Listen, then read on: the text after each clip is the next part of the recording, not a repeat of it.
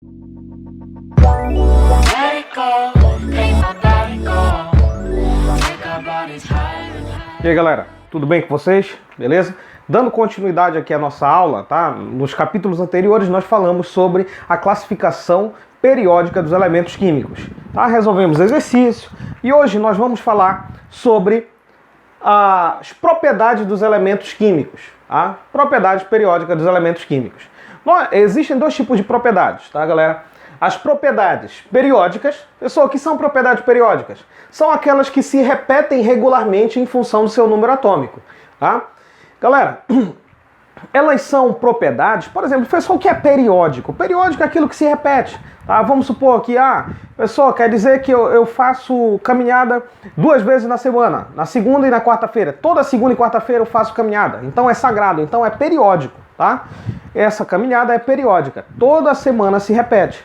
Então, olha lá, propriedades periódicas são aquelas que se repetem em função do número atômico. Então, são propriedades que crescem e decrescem em função do aumento do número atômico.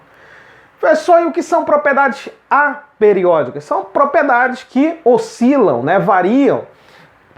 Então, olha só, são propriedades que crescem ou decrescem em função do aumento do número atômico. Então, ela tem essa variação, tá? Diferente de propriedades periódicas. Galera, a respeito do livro de vocês, nós vamos nos ater somente às propriedades periódicas, certo? Então vamos lá. Propriedade periódica. A primeira propriedade periódica que a gente vai estudar aqui é sobre o raio atômico. Pessoal, o que é o raio atômico? Lembra lá na matemática, o que é o raio? É a metade do valor do diâmetro, tá? Que vai de uma ponta a outra numa circunferência. Então a metade dessa distância é chamado de raio. Aqui na química, o raio atômico é a distância que vai de um núcleo atômico a outro, tá? Pessoal, por que eu não pego só um átomo e vejo aqui a distância do núcleo até o elétron mais externo, ou seja, da camada de valência? Galera, porque é improvável, é difícil verificar o raio nessas condições, porque os elementos químicos eles estão formando ligações entre si, tá? Então, a metade da distância entre dois núcleos, tá, é chamada de raio atômico, beleza? Olha só como varia na tabela periódica. Essa variação de qualquer propriedade periódica, gente, é chamada de tendência periódica. Como varia na tabela periódica? Então, olha só, aqui a tabela periódica, tá? Aqui essas bolinhas aqui, verde, azul, preta, amarela, vermelha, alaranjada, todas elas representam átomos, tá? Átomos. Então, professor, como é que varia na tabela periódica o raio atômico? Nos períodos. Nos períodos, galera, ele varia da direita para a esquerda, tá? Por que, professor? Porque nesse sentido aqui, da esquerda para a direita, aumenta nos períodos o número atômico. Então, conforme vai aumentando o número atômico, o que é que vai acontecendo com o raio aqui? Ele vai o quê? Tá? No sentido contrário aqui, ele vai aumentando, certo? Então, conforme vai diminuindo aqui, certo? Ele vai aumentando o raio. Pessoal, e nas famílias, nos grupos? Nos grupos e nas famílias, galera, aumenta de cima para baixo, beleza? Então, nesse sentido aqui, aumenta o raio atômico, tá? Essa é a tendência periódica do raio atômico. Pessoal, e agora bora falar do raio iônico. O raio iônico, gente, tá? O raio iônico, ele varia da seguinte maneira. Bem aqui assim, olha. Todo cátion, lembra lá, é positivo, é um íon positivo. Ó, Li+, quer dizer que o lítio perdeu um elétron. Be2+, quer dizer que o berílio perdeu 2 elétrons. Mg2+, perdeu 2 elétrons, magnésio. O sódio aqui, olha, perdeu 1 elétron. Todo raio iônico, galera, é menor que o raio do átomo que deu origem, certo? O átomo original, antes dele perder elétron. Então, olha só, aqui o raio do lítio mais é menor que o raio do lítio, tá? No estado fundamental. Então, todos os átomos no estado fundamental de cátions, metais, tá? Eles apresentam um raio maior do que o raio iônico. Pessoal, entendi. Então, quer dizer que o raio do átomo original é maior que o raio do cátion. Perfeito. Agora, bora falar de ânion, professor. O2-, professor, quer dizer que o oxigênio está ganhando 2 elétrons. Beleza, ele é um ânion.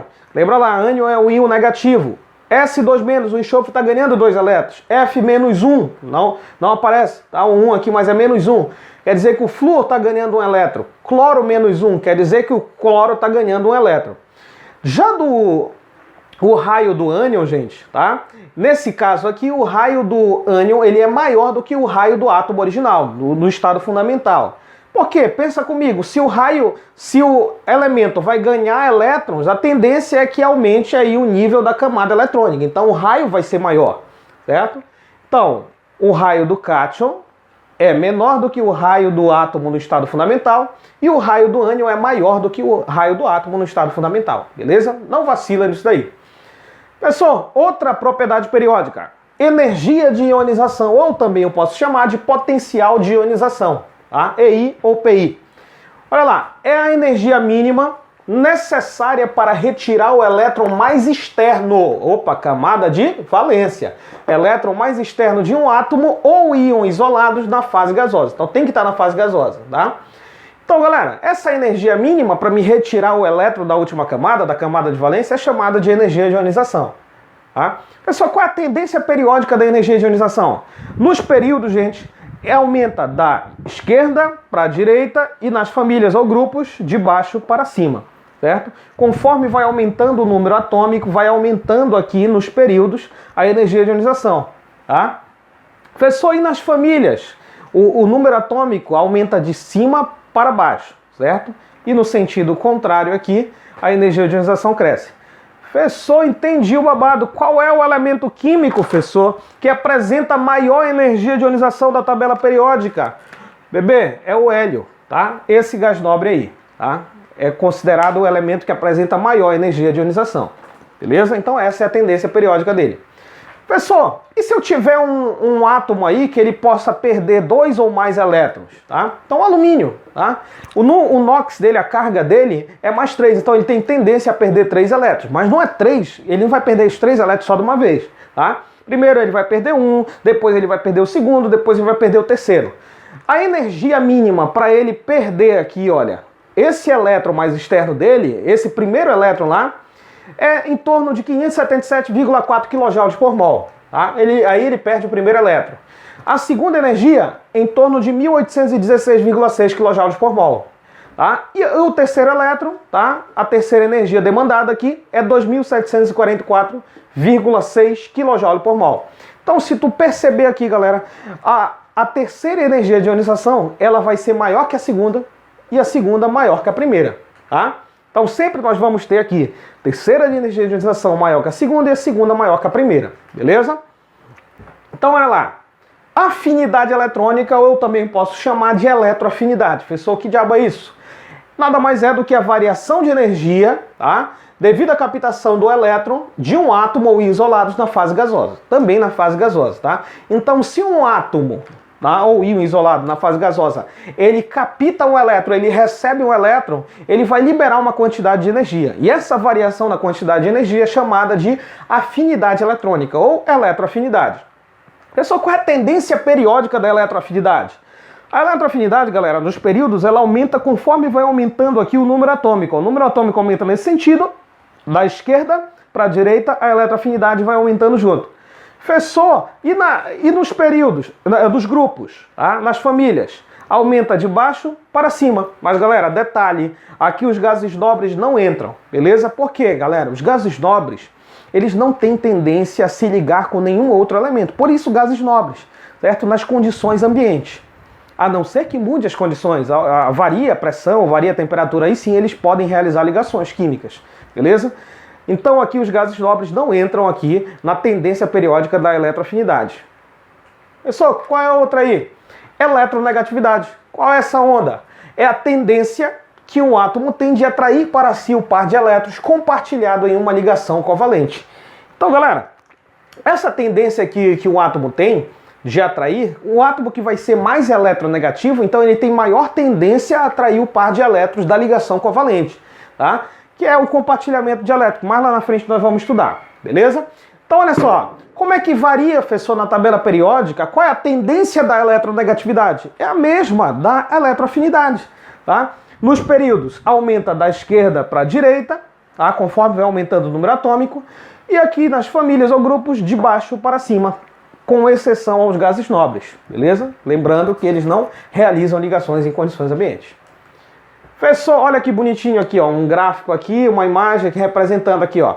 Essa nuvem eletrônica lembra lá do modelo atômico atual da mecânica quântica, modelo de orbital, tá? Olha só, a nuvem eletrônica ao redor do átomo mais eletronegativo. Então ele está atraindo o par de elétrons do outro carinha que está formando a ligação, tá, com ele, beleza?